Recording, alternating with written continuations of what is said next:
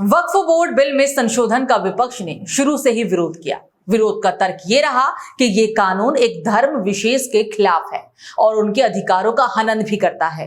अब जब बिल कानून बन गया है तो विरोध देखने को भी अब मिल रहा है।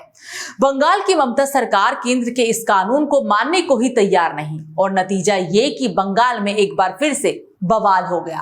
बंगाल में कई जगहों पर प्रदर्शन हुआ, जमकर हिंसा फैलाई गई और खुद मुख्यमंत्री ममता बनर्जी कहती हैं कि वो इस कानून को राज्य में लागू नहीं होने देंगी। उधर बीजेपी का आरोप है कि ममता बनर्जी बाबा साहेब के संविधान को नहीं मानती। देखिए, मुझे लगता है कि भारत की संवैधानिक व्यवस्था में कोई भी राज्य विधानसभा केंद्र के द्वारा पारित कानून को लागू करने से मना नहीं कर सकती। जिस प्रकार कोई नगर पालिका या जिला परिषद राज्य विधानसभा से पारित कानून को लागू करने से मना नहीं कर सकती। यदि ममता बनर्जी जी ये कहती हैं तो इसका अर्थ साफ हो गया कि बाबा साहब के संविधान के प्रति उनके मन में सम्मान नहीं है, क्योंकि समस्त संवैधानिक मान्यताओं प्रक्रियाओं को पूर्ण करते हुए यह कानून बना है। और इसे मैं एक तरफ ये भी मानूंगा कि इंडी गठबंधन के दलों के हाथ में संविधान खतरे में है, मगर दूसरी दृष्टि से मैं ममता जी की विवशता भी समझ सकता हूं कि उन्होंने जिस प्रकार के उग्र तत्वों को साथ में लेकर, जिस प्रकार के आपराधिक तत्वों को साथ में लेके सत्ता संचालन किया है, संभवतः उनकी सरकार अब इसकी बंधक हो गई है और वो इस विवशता ये उनकी है, वो चाह कर भी इसके अलावा और कुछ नहीं कर सकते। बंगाल के मुर्शिदाबाद के बवाल पर बीजेपी ने ममता सरकार को घेरा है। बीजेपी ने आरोप लगाया कि ममता बनर्जी मुसलमानों का तुष्टीकरण कर रही है। बंगाल बीजेपी अध्यक्ष सुकांत मजूमदार ने कहा कि मुख्यमंत्री ममता बनर्जी को संवेदनशील इलाकों में कानून व्यवस्था को सख्ती से लागू करना चाहिए, लेकिन उनकी सरकार ने चुप्पी साध रखी है।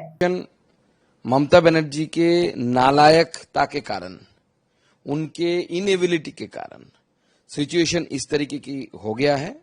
और एक मुझे लगता है आज हाईकोर्ट का जो वर्डिक्ट आया है, ये ममता बनर्जी की गाल पे एक बहुत बड़ा थप्पड़ है कि you are not ready to rule the state, you are not eligible to rule the state. Police minister आप है, पुलिस आपके अंडर आती है और जिस तरीके से आपकी पुलिस की भूमिका देखी गई है, और मैं इस पॉइंट में एक विशेष विषय में आपका ध्यान आकर्षित करना चाहूंगा।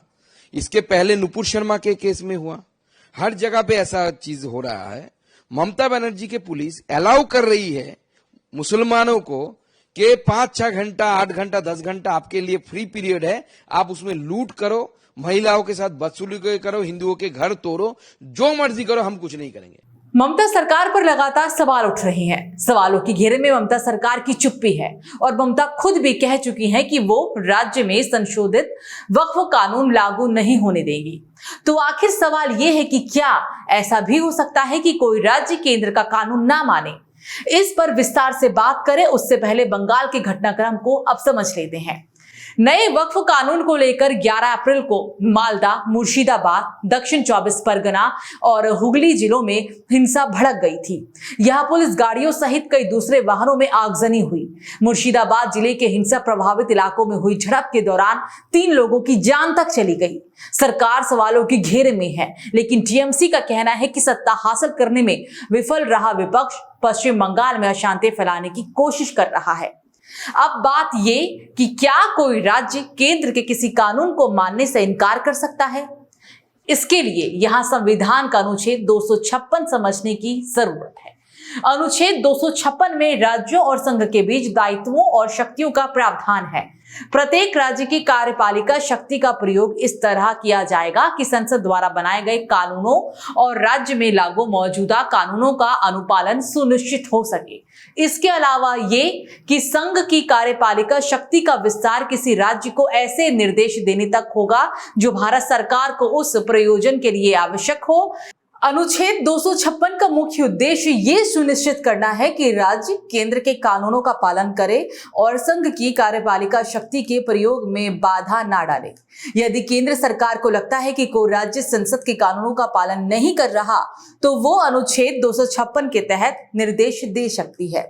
यानी अनुच्छेद 256 केंद्र और राज्यों के बीच प्रशासनिक संबंधों का एक महत्वपूर्ण प्रावधान है जो राज्यों को संसद के कानूनों का पालन करने के लिए बाध्य करते हैं।